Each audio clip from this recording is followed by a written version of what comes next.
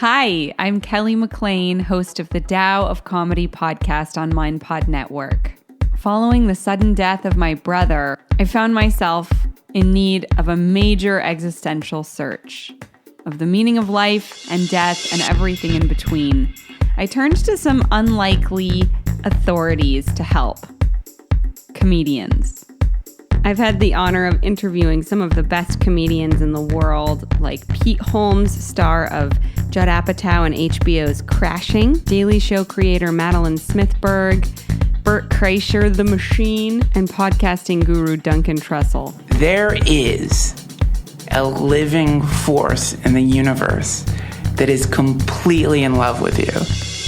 It pines for you. And the more that you turn in its direction, the more synchronicities will happen in your life.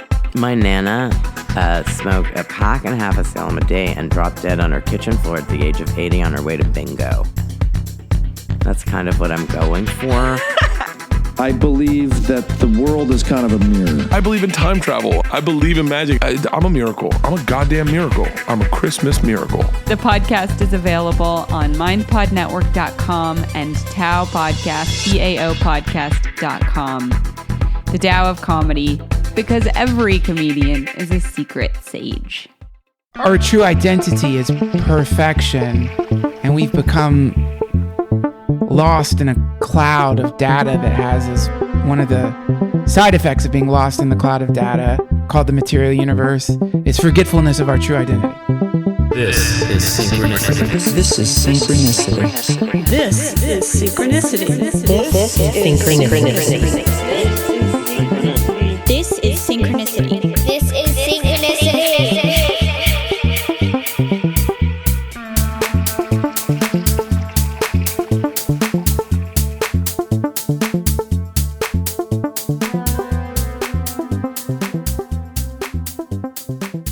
Welcome to episode 92 of Synchronicity, and my guest this week features the return of Duncan Trussell. Do I really need to introduce Duncan? I just assume that if you're listening to this podcast, you know who Duncan is. If you don't know, Duncan is a podcasting savant. He's one of my favorite podcasters. I've said this before. I'm not a huge podcast consumer, which I know is kind of silly because I have my own podcast and I run a podcast network, which has forced me to listen to more podcasts. But I'm not a huge natural consumer of podcasts.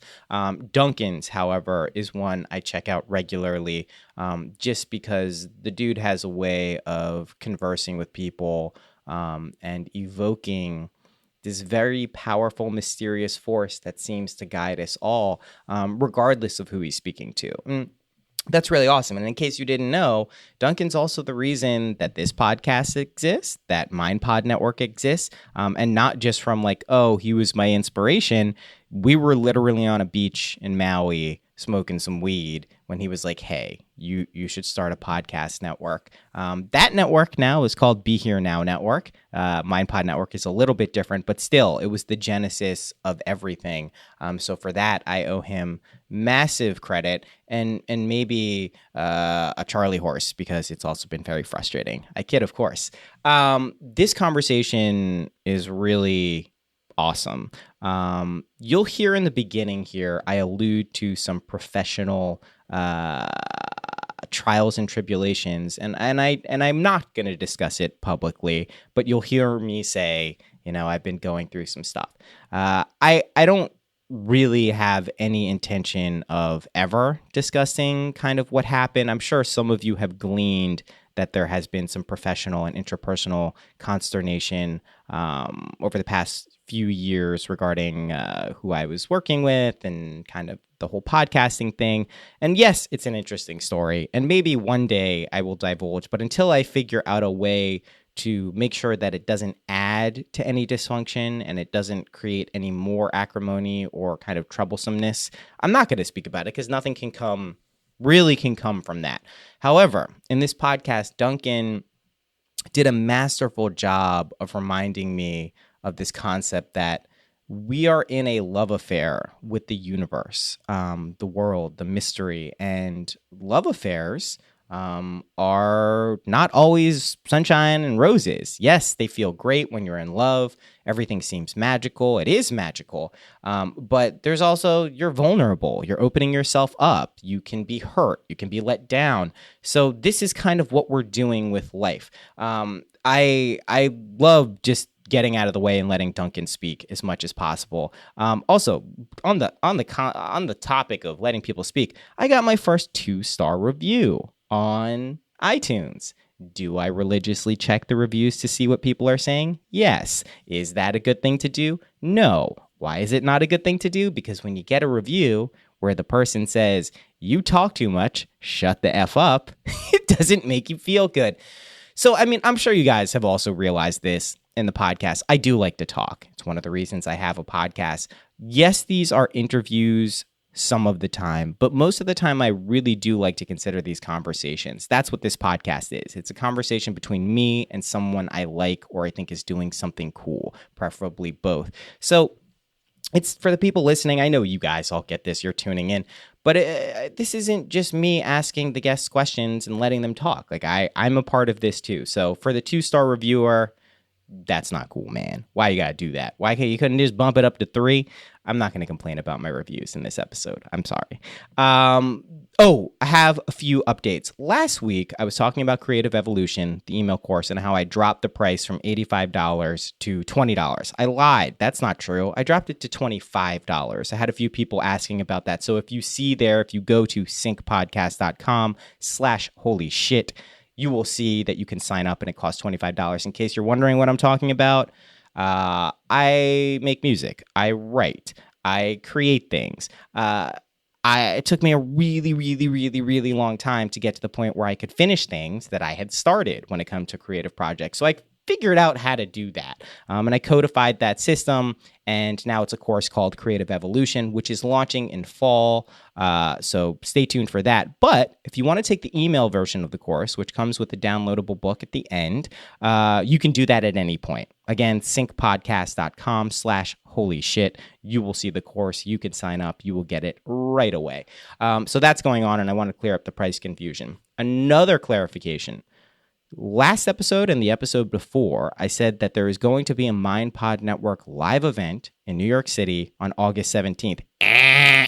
Wrong. There's still a live event. Don't worry. I wouldn't gas you up like that and then just totally change everything and have it not happen. Now, the event is September 21st in New York City, same place, Neuhaus. We're going to have tickets available. We pushed it back for a few reasons. One is mid-August is kind of a dead time for the city. It's not the most active, so we wanted to make sure we were hitting this at the right time.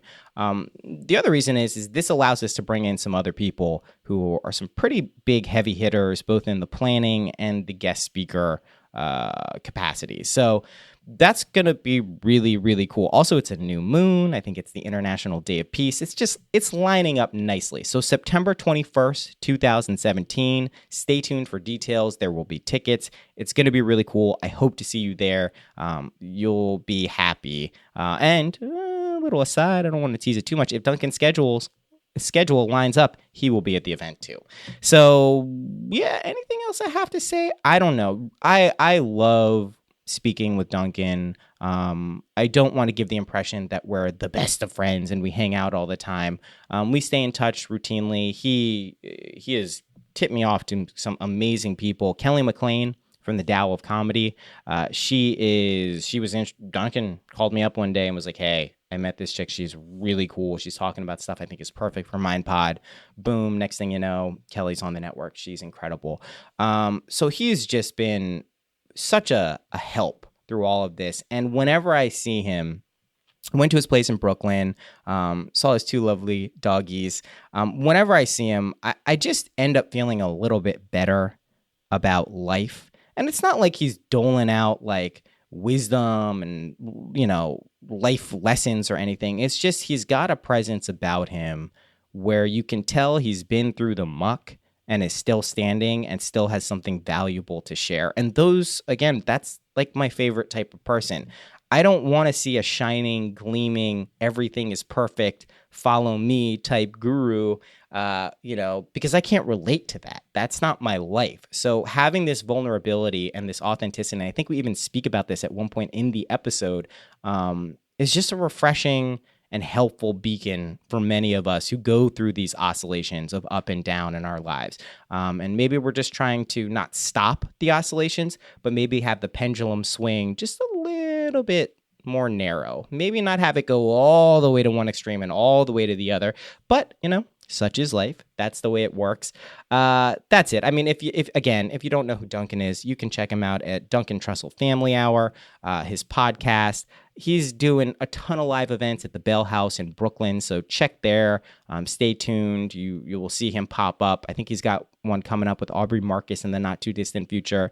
Just a hell of a dude. Really, really had a great time spending.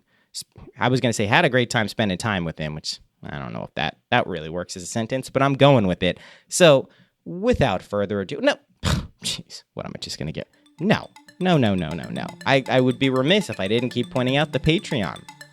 The Patreon page is going really well. Thank you to so many people. I think it's like 17, 18 of you now. Just started a couple months ago who have contributed. There are cool rewards there. If you want to get all the music you hear in this episode, you can get that at the $9 level. Speaking of music, at the end of this episode, I'm working on a remix of a cover of Wicked Game, Chris Isaac's Wicked Game. I'm very happy with it. It is turning out quite nicely. So if you want to hear that, stay tuned to the end. After the episode, you will hear it. That's where all the kind of longer music in this show is, by the way. All right, now I'm going to be quiet. Without further ado, here is your favorite, my favorite, everyone's favorite, Duncan Trussell.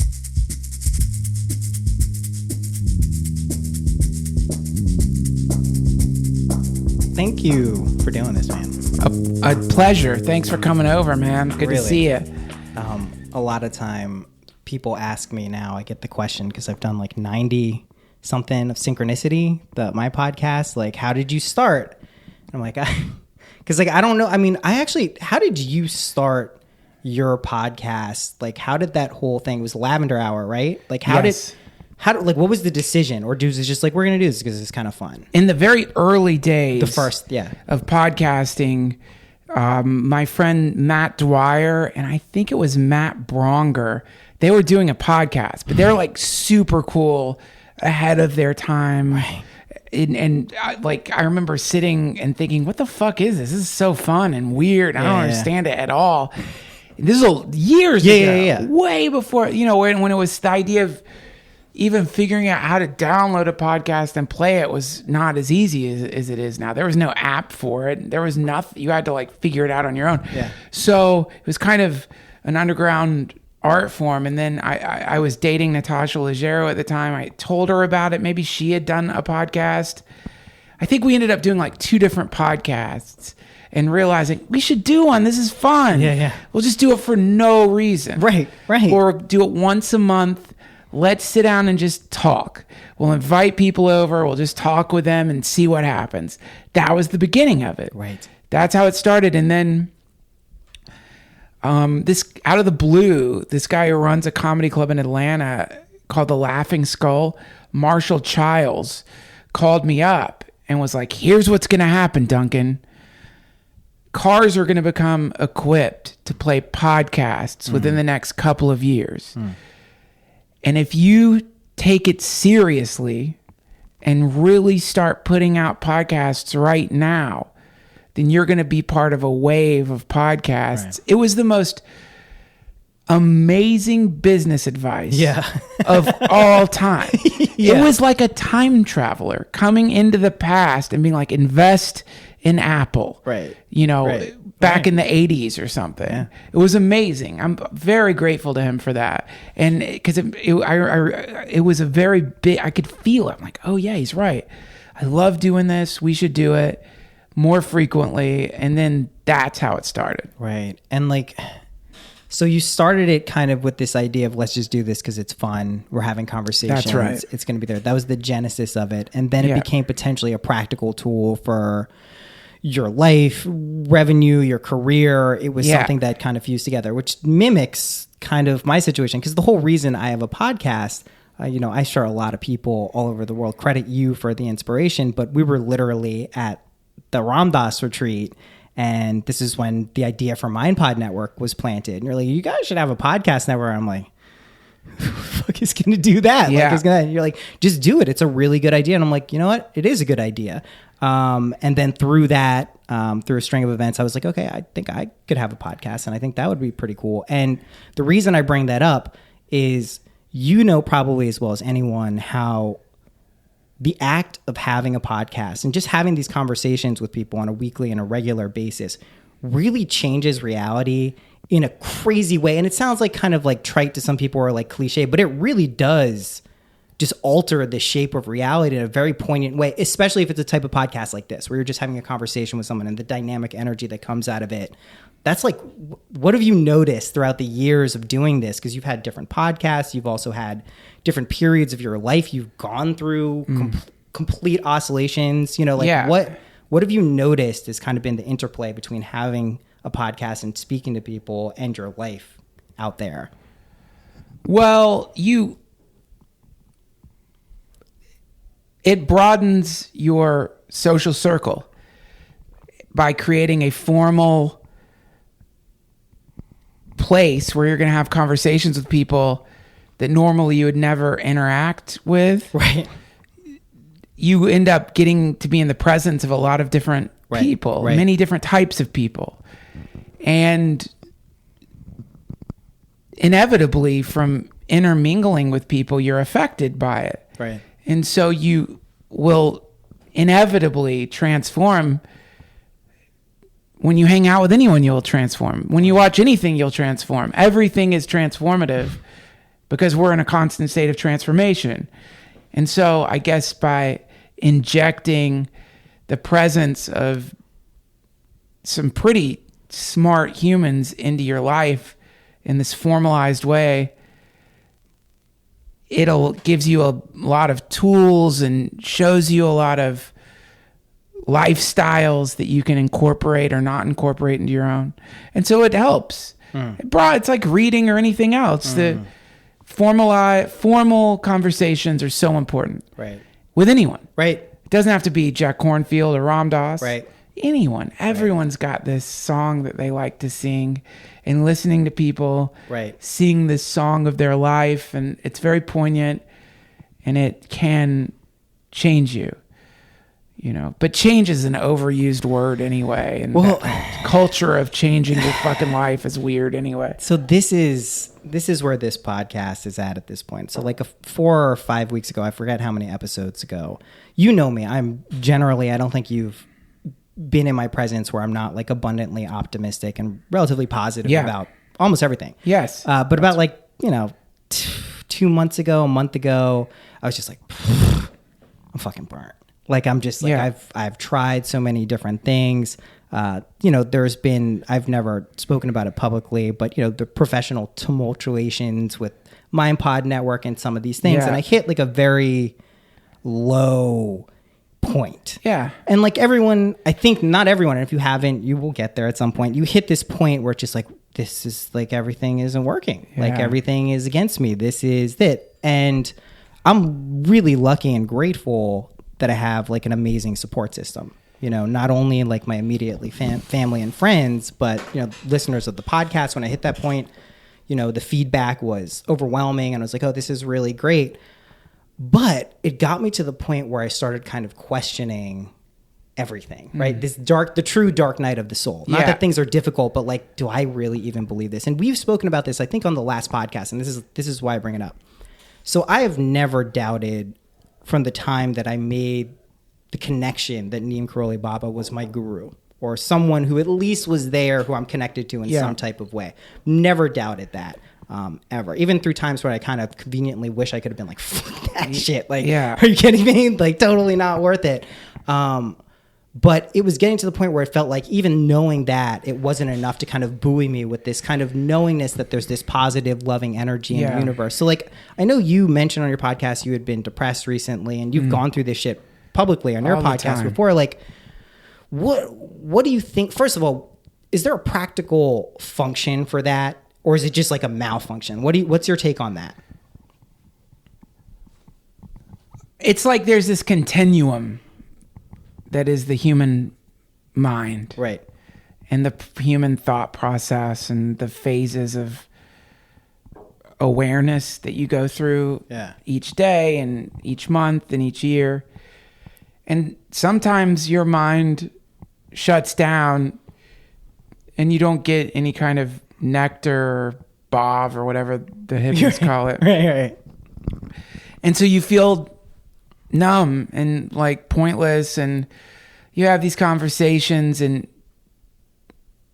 you kind of fake it a little bit. And you're like, all right, yeah, sure. Okay. Yeah. And sometimes you're like, wow, this is amazing. Oh my God, my heart is opening. I'm crying right now. I can't fucking believe I get to feel this life.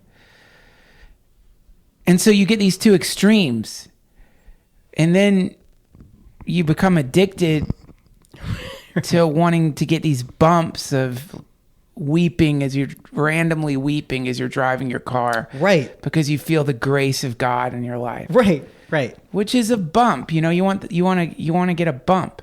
Right. And it's like sometimes you don't get the bump.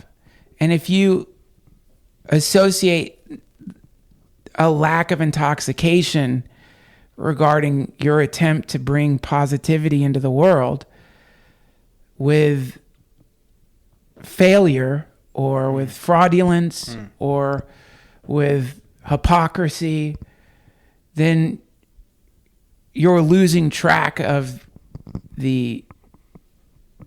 what appears to be the job description, which is, it really doesn't matter how you feel. Oh, you feel terrible? Well, you're a fireman. Go put the fire out. Oh, you feel like a hero? Well, go put the fire out.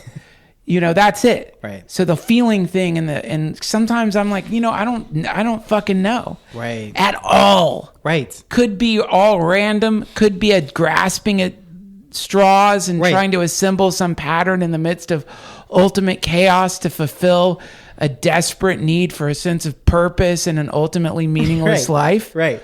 Or it could be the opposite of that. But regardless, what is certain? That people suffer. People suffer. For sure. And because we know that people suffer, then what could be a certain way of acting? Well, one certain way of acting could be, let's see if we can ease the suffering. Even if you're numb. If you're just fucking numb and you don't feel anything at all. If you're a sociopath. Right. You feel nothing. Right. You could still logically deduce that less suffering is better than more suffering.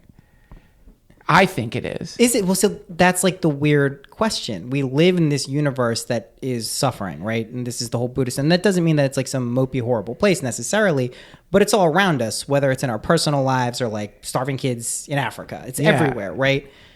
So the question is, and like, this Ram Dass says this, like, still quote it to this time, like, suffering is the sandpaper of our incarnation, right? Yeah. It smooths us. And this fits into this idea, which I think I subscribe to. I try to shake it even in my down times, and it doesn't seem to go away, which is, I don't feel like anyone forced us to incarnate as human beings. I didn't feel like it was a choice against whatever consciousness we individually hold, whether we want to call it a soul or Atman, whatever it is, this individuated type thing amongst us. So this is kind of feels like it's a training school in a lot of ways, because at least in my life, the same type of problems come up. How do you forgive people? How do you let go of shit? Yeah. How do you not react to stuff? How do you, when something is objectively wrong, still maintain a sense of equanimity? Like this, and this is like everyone. This isn't like, oh, these are my unique individual problems. This is kind of everyone. So it feels like we're here to kind of smooth over those things. And I guess there are so many pitfalls potentially with that, because you're bumping up against culture, capitalism, interpersonal stuff. And the trick is how do we maintain, like, here's the question for you. What do you believe, and knowing that I'm not pinning you down 100% to this, but do you believe that there is some loving, something that comes out of the emptiness that the Buddhist describes as like the union of emptiness and bliss, or, Ram Dass would describe as, these primordial archetypes of like Hanuman and this loving energy? Like, do you subscribe to that? Yeah. Like what's your idea of what's going on? Yeah. Definitely. I completely subscribe to that. Right. I don't feel it all the time, and I don't see it all the time, usually because of my own fixation on myself or because of an inflamed ego or something. Yeah, sure. So you'll lose track. But I know I just I feel it beyond feeling, and I know it beyond knowing, and I have experienced it enough, right? Yeah, and when I'm not experiencing it, I am experiencing it, and if that makes any sense at all, it's all different sides of this beautiful love affair that is, for me, a very tumultuous one. But ultimately, I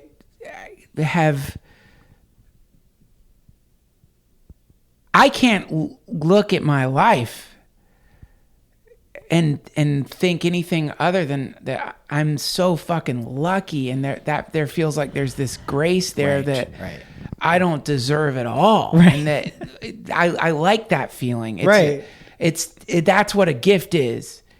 If at the moment a gift becomes something someone deserves, it's a paycheck. Right, it's an exchange. Yeah, right. But when a gift is when someone gives you something and you really think about it and you're like, not only have I been an asshole to you, and not only have I thought terrible things and done terrible things, not only have I been like that, but sometimes I don't even think you're fucking there, whatever it is. And then suddenly someone's like, listen, it's okay.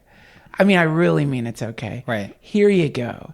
Here it is. Right. Here's everything. Right. Whatever that may be. Because the material manifestation of the energy is secondary to the experience of the energy itself. Yes. And that is cool, because this is a conversation we're having. The conversation, Ram Dass calls it a school. Sometimes I think of it as a school. Sometimes I think of it as a conversation, which is, let's imagine this. Alien lands. We're talking a super advanced alien, man, like way more than whatever you've seen in science fiction. An entity that's 15 billion years in the future. 15 billion years in the future. Inconceivable. Yeah. So it lands. It wants to talk to you.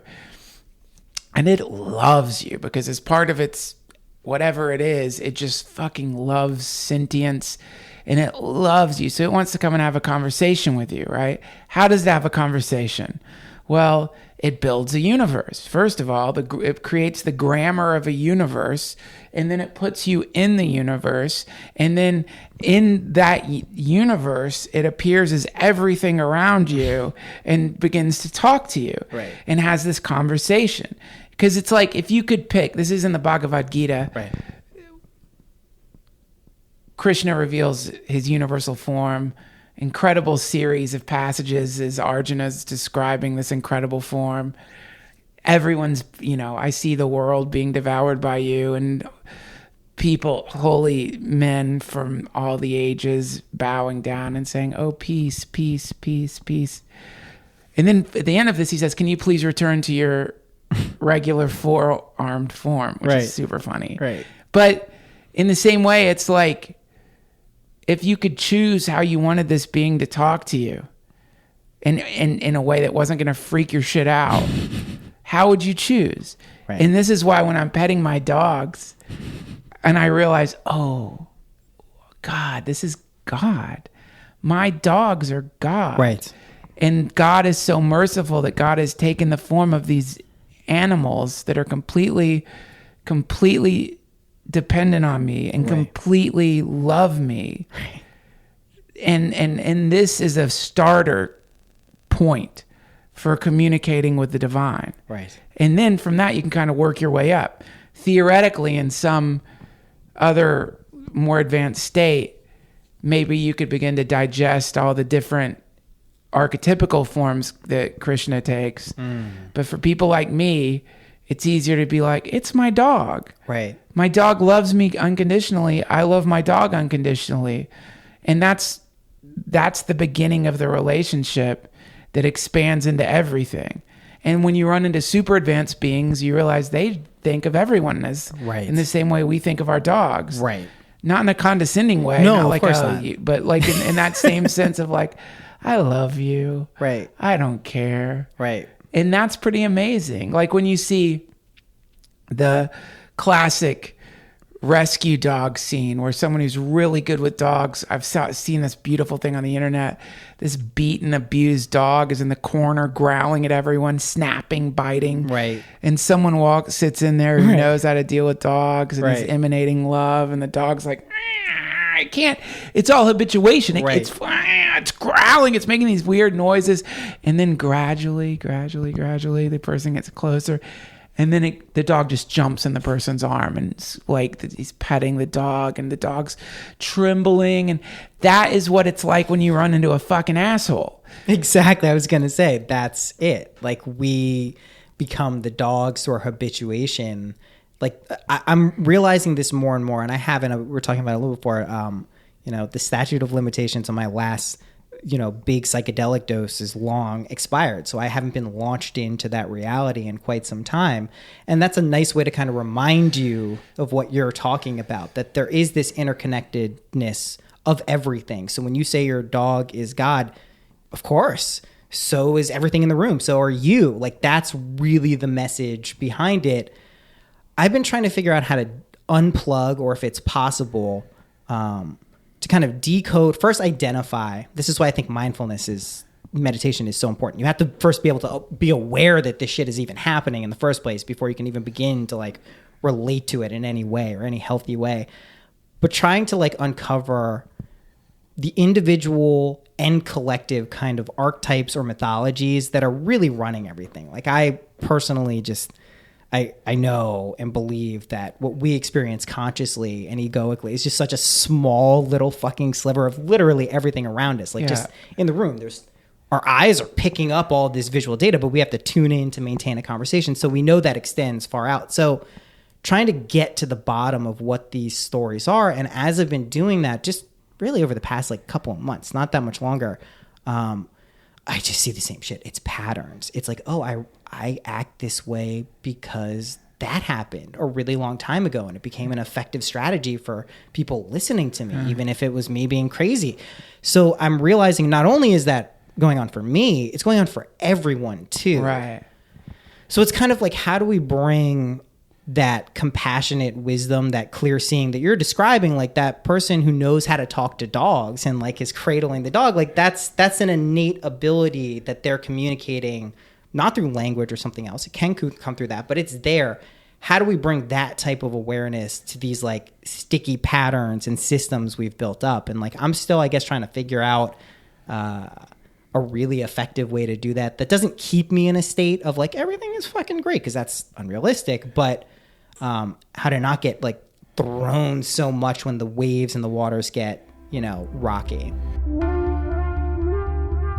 Oh, well, hello, Synchronicity listeners. Funny finding you in the middle of an episode of Synchronicity. I am here to tell you about the Facebook group for Synchronicity. We've got a Facebook page, of course, it's going well, but we also have a group where people ask questions about a variety of different things. They interact with each other, they meet other people, they plan stuff, and it's totally free to join. So if you're interested in joining a community of like-minded people who are doing cool stuff, go to syncpodcast.com. You will see the menu item, Facebook group. Click there, ask to be joined. It's a private group. I will see you. I will take a look at you. If you make the marks, you will be in. That's it.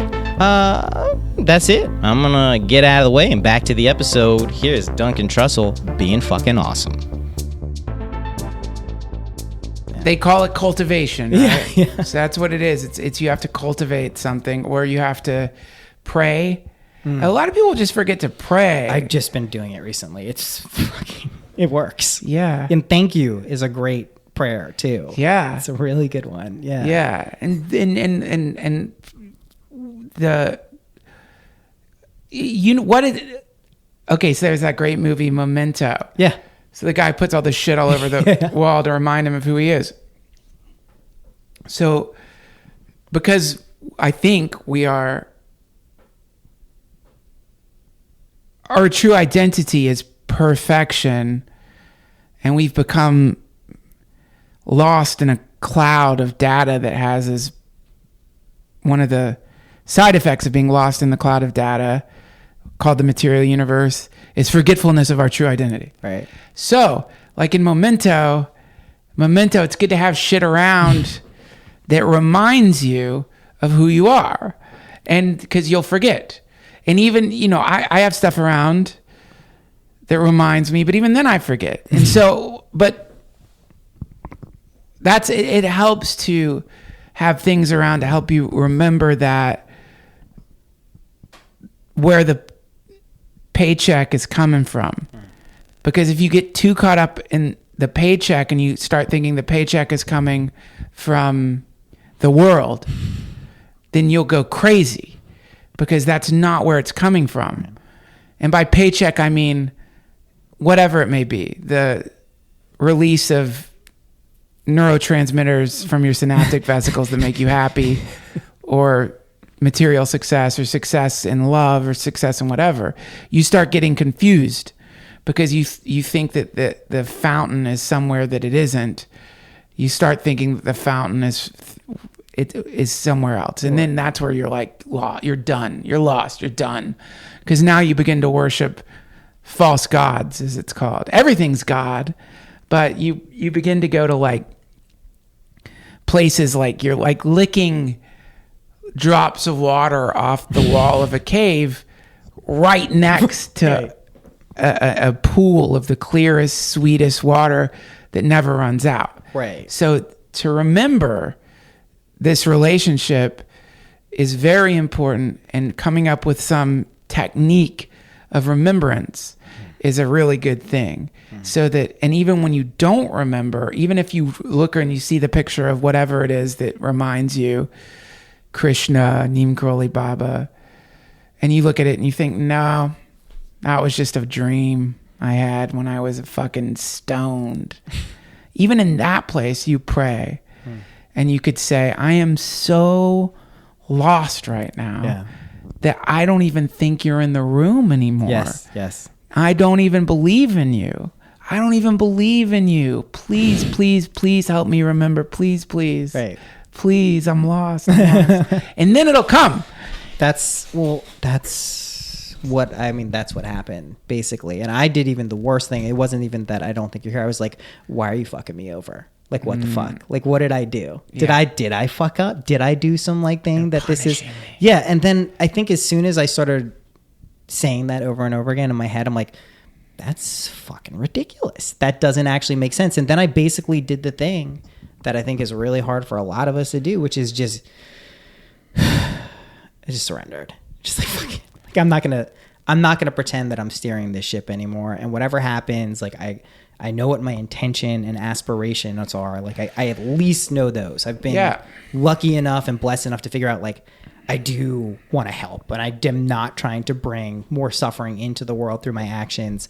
And I'm not trying to even use that as like a spiritual bypass, which I know is very often happens. I guess, here's something, and I know I'm treating you kind of like a therapist now, but I asked you because I know, one of the best things and one of the reasons you've helped so many people is because you're so fucking honest in your podcast. Like you are like, you can tell. And, I know how it goes when you're recording intros, and there's parts that, that were great that maybe didn't make it, and some that aren't, but truthfully, you're honest. And I've learned that's the one thing, if you're going to do anything in life, that evokes the most real change in the world, because people can tell it regardless.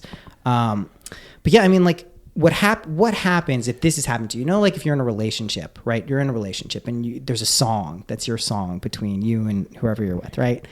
You love that fucking song. It reminds you of that, oh my God. And then you break up with that person. And suddenly that song becomes like the worst fucking thing. And it's like, you ruined the fucking song. It's even, it's a good song. You're just like, you fucking ruined it. Yeah. Then that happens, but transposed in the spiritual world or whatever you want to call it. That's a mind fuck. And I think this happens more commonly, whether it's a false guru or whether it's just a difficult situation in something that is a positive community. How to deal with those things, I don't think, again, is a unique problem for me. I think it happens to a lot of people. And I think I guess what you're saying here is still completely applicable. Like, even if you feel like you're drinking little drops of water in the cave, like, you do always have access to some tools and reminders that this shit is going on. Yeah. Oh, that's all the past anyway. I mean, the thing is that we're talking about this present moment connection with something. Right. And not a past moment connection. And again, it's like the past, you start thinking about whatever it was, and then now you're caught up in the it's the difference between a snake skin and a snake. You're looking at this dried out snake skin, and you're like, when this beautiful thing is with you right now. Yeah. And that is the returning point. It can never be in the control of some group or individual or methodology, because it's the source of all groups, individuals, and methodologies. And because of that, the externalized aspect of it, as it appears into time, can change, can transform. Right. And so it's very much like, on to the next one, man. Right. On to the next one. Clearly, that's the only way to be, right? Yeah. And here it is now. This is it. Here it is now. Here it is now. Here it is now. Wow, here's how it is now. Oh, fuck, here's how it is now. Right. And it gets... whenever you come back, it's really cool, because it's just, there it is. Right. There it is. There she is. There he is. Just waiting for you, like, hey, oh my God, it's you. Hey, I missed you. What's up? Let's hang out. And then you hang out. And it's like, wow, fuck, man, you are amazing. And then you forget. And that's the love affair that we're having. Right. That's the love affair. What's the function of the love affair? Or is it just like kind of this dream haze, energetically propelled thing? Dude, think of your last passionate love affair and ask what was the function of that. When you're falling in love, you're like, I don't give a fuck about function. You're not thinking about function. You're just like, I just want to be around you. I want to see you. I want to smell you.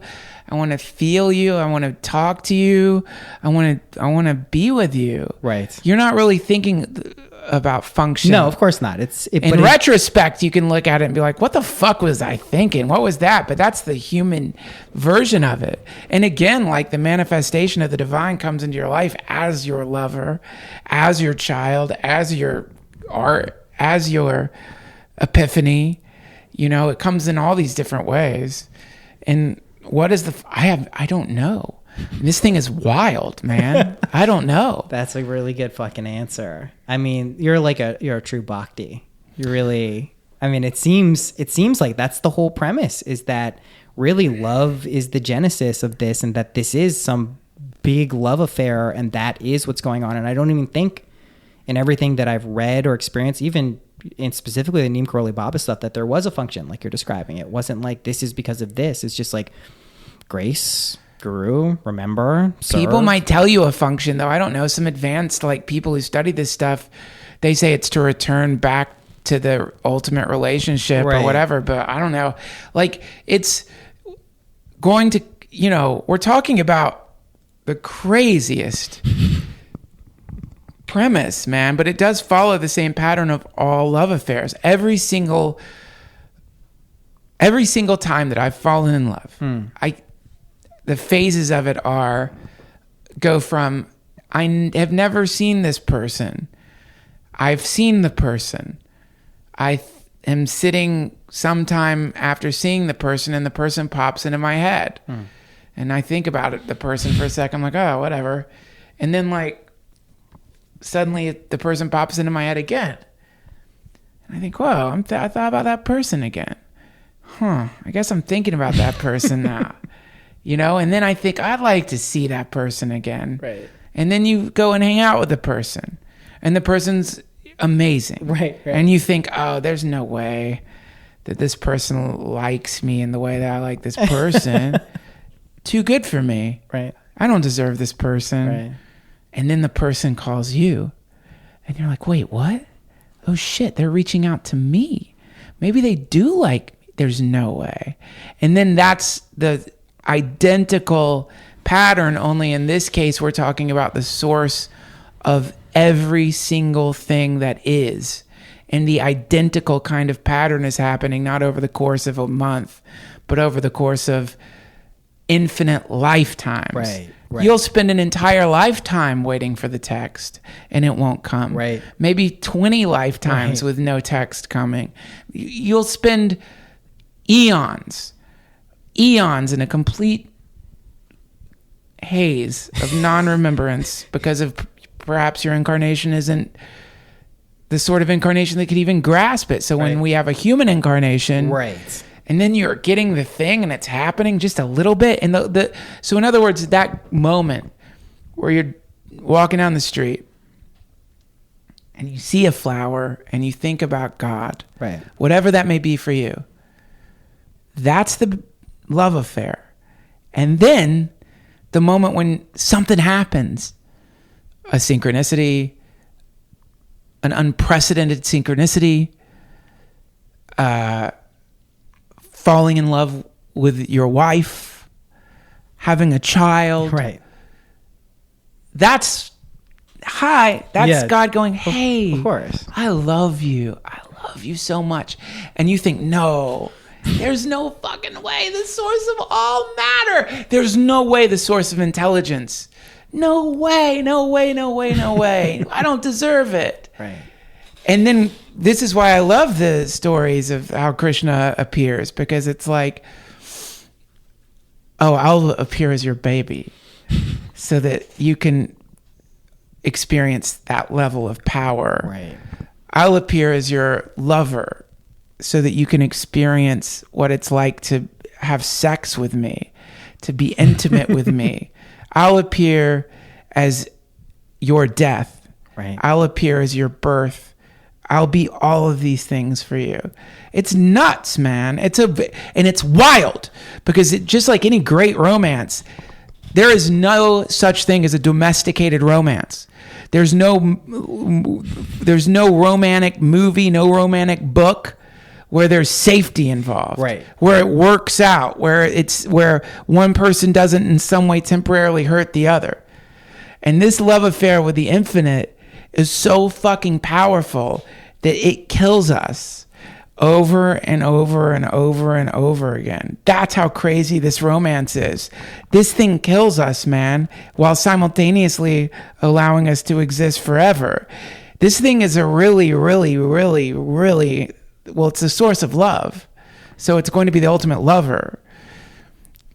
Well, you're also keying in on, when you're talking about the birth and the death stuff, that's like the aspect of Kali, right? Which is like, if you look at the picture of Kali, this blue demonic, necklace of like severed heads and stuff. It's like a terrifying thing, but it represents that this is the destruction that has to happen too. Like there's both sides to this. This fits, I guess here's the idea. May I stop you there for a moment? Of course. So what's really cool about this romance is when you remember it and you begin to fall in love in this way, then your attachment to the thing that Kali destroys begins to diminish profoundly. So that you begin to like recognize that the body is just a t-shirt or something. You can take it so off, that's how powerful this love affair is that should you really become deeply engrossed in it, and for a lot of people in this incarnation, just being happy about the way the sun looks when it comes up or sets is enough. Some people, they discard every material possession they have and they shave their head and they begin chanting the names of God and become brahmacharis. It just varies. It just depends. But the more you begin to experience that connection, the more your attachment to the body, it just goes away. In the same way, when you're falling in love, let's imagine that in the midst of playing a fantastic video game, Fallout, you meet your soulmate at a party or something. And you start hanging out with your soulmate. You're not going to think about Fallout that much. You might a little bit. You can go back to it. It's a cool game, whatever. But you're not going to be like, fuck, man, I'm going to play Fallout every night like I've been playing for the last 7 months or whatever, because you found something sweeter. Right. So that's what the process is. You find something sweeter, and all the other stuff, including your attachment to your life, right, falls away. That's the trick, though, right? Like I don't know. I haven't hit the point where the attachment. It seems like the very thing that Krishna can appear as all these different aspects of your life. It creates this weird kind of web of attachment in a way too. Like that's what I realize all the time. Like a lot of people, like before I had kids, the thought I had to think about was, do I really want to have a child knowing the chances are that I'm going to die before my child, or God forbid my child dies, or like just, yesterday, like he gets sick. It's there, like when you were describing like, a new relationship or something, there's so many different types of love that like we don't even think about. We're thinking like, we know it. Yeah. Like there was that love we did. There's all these different levels, and you open yourself up to all of these things. I guess the question is when you discover that this is going on, and when I say the function, I guess I don't mean like the practicality, the logic behind it, but it's like when you hear the song in the car and you cry, right? I remember this specifically happened to me like 15 years ago. I was taking a good amount of psychedelics, and the immediate thought is, holy shit, this is amazing. Like this is a mystical experience. I'm viscerally feeling this experience. My next thought, as I got more familiar with it and really stayed in these states for like days at a time, which was fucking nuts. How do I communicate this to someone else? Everyone should know that this exists. Everyone should be making this the focal point of their lives, to be honest, which I think is a good and noble thought. And there's a way to actually do that. But how do we make that how do we tie that into our lives individually? And that's going to look different for everyone. There's not like, do it like this and that's how it's going to be. For you, it's doing a podcast. It's going to be making music. It should be being playful and putting it out into the world. For everyone, it's going to be something unique. How do we kind of merge these ideas of being in this love affair, this with what is, right? The source of everything and the practicality of being born in the West. We're here. We're not probably going to shave our heads and go to the Himalayas and meditate, for the rest of our lives. Potentially, but I don't get the sense that I'm going to do that. No. So how do we merge those two kind of concepts and live life, I guess? That's the question I'm trying to figure out. Well, the story of Krishna is really cool because he goes and he plays the flute in the forest, and everyone just drops everything to go to God. Right. So it's wild. I mean, I don't fake it. You don't have to. Just keep returning to the love affair, and then whatever happens will happen. I think. I mean, that's not a cop-out. No. Everyone's got... So the moment you come up with some methodology for how to deal with a love affair, what kind of love affair is that? Like a whiteboard? Now that I'm in love, here's how I'll spend my time. This is how I'll talk about it. This is who I'll tell it to. This is who I won't. This is the way that I'll be with the one that I love. I've created something, darling. I want to show it to you. It's the methodology that I'm going to use to interact with you at every single moment. Right. We're talking about a primordial, juicy, organic, erotic romance with a shape-shifting super intelligence that is so passionately in love with us that an entire universe has been created to act as a sort of playground that we can explore these different relationships with this super intelligence and come to understand it more and more, and us more and more. And maybe it's understanding itself more and more through us. And that's part of it too. It's not one-sided. It's not one-sided. It definitely isn't. And that's the other thing that I think people really miss is they think, okay, because you hear this fundamentalist and they'll be like, once you've given your heart to Jesus Christ, everything's going to be fine forever. No. Right. Maybe not. Maybe it's not going to work out for any of us. Maybe there's an imminent, crucial element to it where it isn't going to work out, just like a great love affair. This might not work. It might be a failed experiment. It might not work. It might not. The moment you start thinking it's going to work, you get lazy, you take it for granted. This is how it's always going to be. Maybe not. I don't know. It's just that same thing. We've been shown what it is.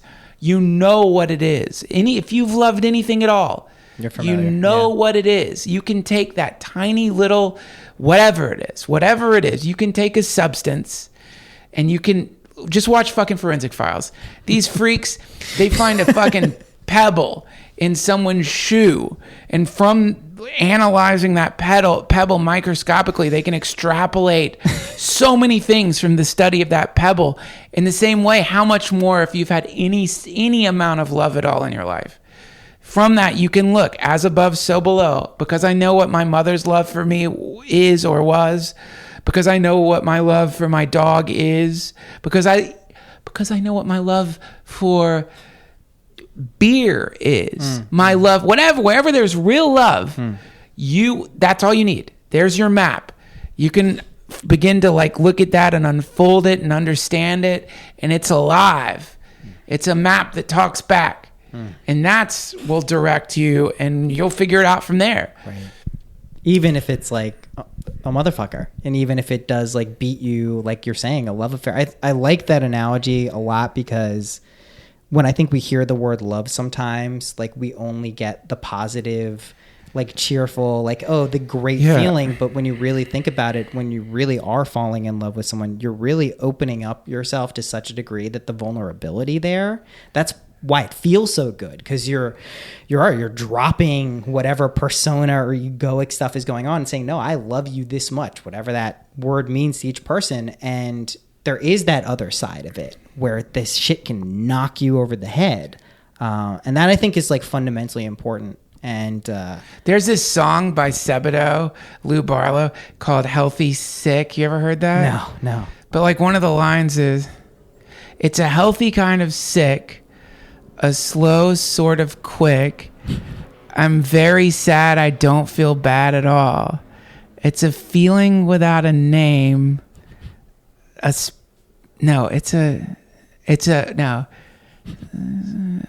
sort of quick. I'm very bad. It's a feeling without a name. A crazy kind of sane. A feeling without a name that they call love. It's a very sweet song. I just fucked it up. But it's a really great song about bhakti. And yeah, it's a healthy sick. You're sick you're sick because the world that you've been trained to interact with as the most important thing is no longer the most important thing. That is, I guess, when I go to the practicality of all this stuff, how do we integrate those things? How do we move through? I remember one of the smartest things I think I've heard was on your podcast with Bruce Damer, who I later came on and spoke about this. And he was saying how he navigates through, the NASA world and the government agencies. And then you see a picture of him on Facebook and he's in a fairy costume, with his shirt off and a flute. And you're and he was saying it's this ability to melt off these personas and adopt other ones and, incorporate the language and the way they want to be spoken to. And I was if we can do that and not get attached to either of those, that does give us the malleability to bring in that kind of loving presence. And I think, more than advice or anything, it's the remembrance, right? This is why I still chant the Hanuman Chalisa every day. Is one of my favorite things about Hanuman is he forgot he was some super powerful, amazing deity who pretty much has almost all the powers of every god. He just thought he was some monkey, some troublemaking monkey, which is just the perfect fucking metaphor for all of us, right? I mean, it just makes a lot of sense. Dude, thank you for doing this. My pleasure. Thank you. Thanks for having me. Yeah, this has been awesome. Thanks, you, Noah. Cool, dude. Hare Krishna.